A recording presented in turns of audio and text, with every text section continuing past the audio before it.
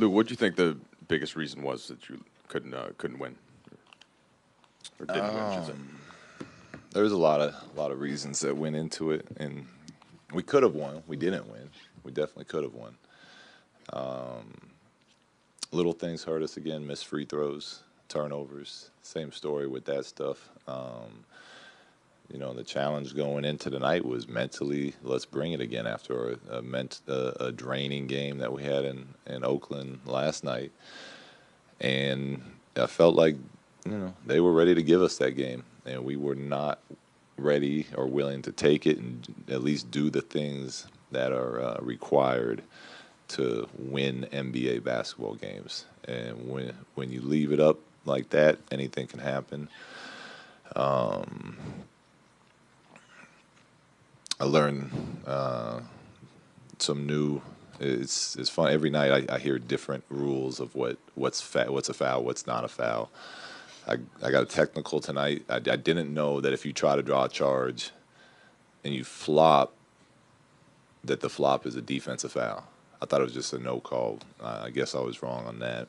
There's a couple KCP. I got, James Harden shot 20 free throws doing the same thing against us, and Zoe gets his shoulder ripped, and it's frustrating. We're trying to teach this young team how to play and what to do and do it properly, and it just feels like every night it's a different excuse on why we're not getting calls and what the definition of verticality is. And Kuzma he shot a three late in the game, and I'm sitting there watching, and his whole shooting arm gets hit. He can't even follow through. We're up one. That's 3 free throws. Maybe we win that way. So again, we could have won the game. Now it's not their fault, because we definitely did our part and didn't do enough on our end to take it out of their hands. But it's frustrating because that's another one. It's another game that is in the loss column that we could have won. Now the difference is, earlier in the year I was telling our guys it doesn't matter if we win or lose. It's how we're playing. It's building our habits.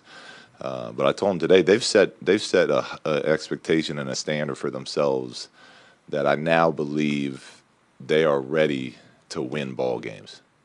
And I thought tonight was one that we let get away from us. So it's frustrating, but we'll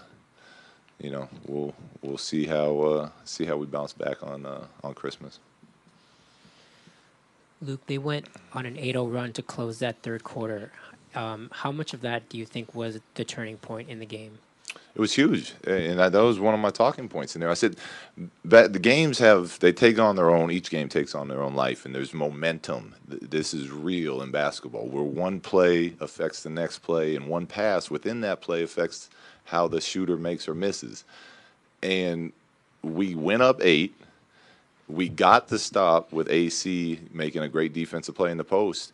And right at that moment, Harkless outworked all of our guys. We had 3 guys in the paint, and he just went down and took it and laid it back up. So instead of us getting a paint stop where we can get out and run, maybe push it to 10 late in the third and go into the fourth with a 10, 12-point lead, they put it back in, cut it to 6, get a couple stops, and now it's an even ball game. So just like that one play, shifts momentum to their side, and then they take a lead in the fourth, and now we're trying to scrap and crawl our way back into it because we weren't willing to get dirty and grab a loose ball. Look right here. How much do you think this officiating stuff that you mentioned, even going back a few games, how much of that is just these guys are young, they're rookies, so they're not getting calls? Do you think that's it? Some of it, yeah, but then I was told in Golden State that that they don't look at jersey. They don't look at names on jerseys. They only call what they see. So if that's the case, that shouldn't be an excuse for it. So I don't know. It's again, I'm getting different answers every night, so I don't know the answer to that. Hey, Luke, what did you want on the play out of the timeout where Kyle had the ball at the top of the key? Because it looked like he was starting to milk the clock, and then he went. And then Yeah, we're not trying to milk the clock there. So the play was, the first option was KCP coming around the shooter side, and they played that well. And after Julius set that rip screen, the only way to take that away is if Julius's man helps on KCP. So now Julius flips that screen to Kuz. and there's no help there to bring Kuz to the top of the key. And I think Kuz got a little excited. He came up a little quick, so Julius hadn't got back around yet to set that screen. But it's supposed to be a catch and shoot play for Kuz at the top of the key there. Same sort of question for the final play. What's the thought process in terms of deciding who you're going to have on the floor for a moment like that? You talking about the very last shot for KCP? Well, normally the guys that have been in the game, you know, they each one of them can make shots. KCP is, you know, although struggling with his shot the last 2 games, has a, you know, he's got some years of making big game-winning shots. He hit a big tying shot up in Portland for us. So, you know, I like leaving at least one big in to set solid screens, and then you got shooters spaced around. And we got a really clean look, and I think KCP makes that most nights. You know, it's all you can ask for, and he just didn't drop down for us tonight. How did Brandon's absence affect the rotation tonight? It affected a lot because Brandon, we've been playing Brandon at multiple positions. He's been playing backup 4. He's been playing 3. We use him to handle, to get Zoe off the ball a little bit. So going in, I told the guys, look, we got to be ready. We got to be professionals. We're going to have different lineups tonight, and different people are going to get chances to play. We played, you know, a lot of these guys played 35 to 40 minutes last night. We're going to be tired, and it's our job to be ready, and I didn't think we did a good job of that. I thought guys on our bench were pouting.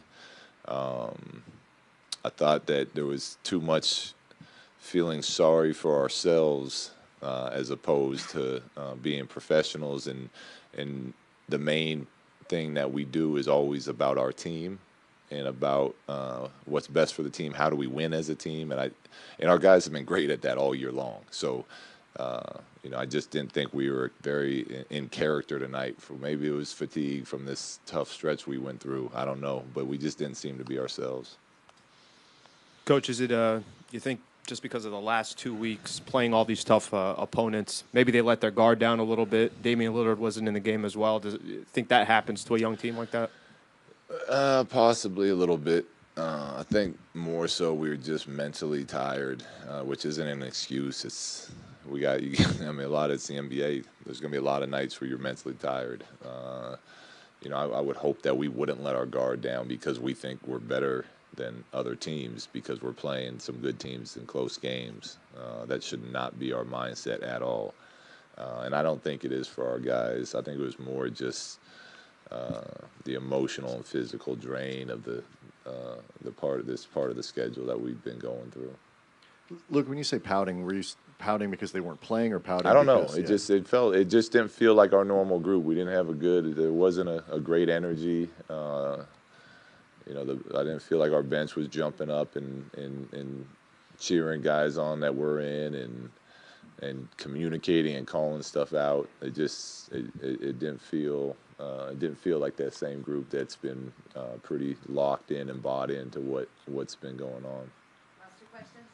Luke, how's Alonzo's shoulder? You think he'll be okay for Christmas? I haven't talked to Marco after. I mean, I talked to him at halftime. He said he was good. I asked Zoe. Zoe said he was good. So, you know, they both say that. You just go out there and try to win. I'll go talk to the medical staff after we get done. Now, you decided to have Josh Hart start for the 3rd time, and he ended up leading in rebounds. Kind of tell me about his play tonight. How do you feel about it? Josh was great. He was ready to go. He was tough. He was engaged. He was attacking the paint.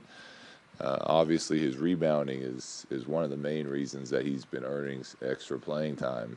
He gets in there and mixes it up. He can guard bigs and wings. So I was very pleased with the way that he played. You know, this is a league where you earn what you get, and he's earning those extra minutes right now.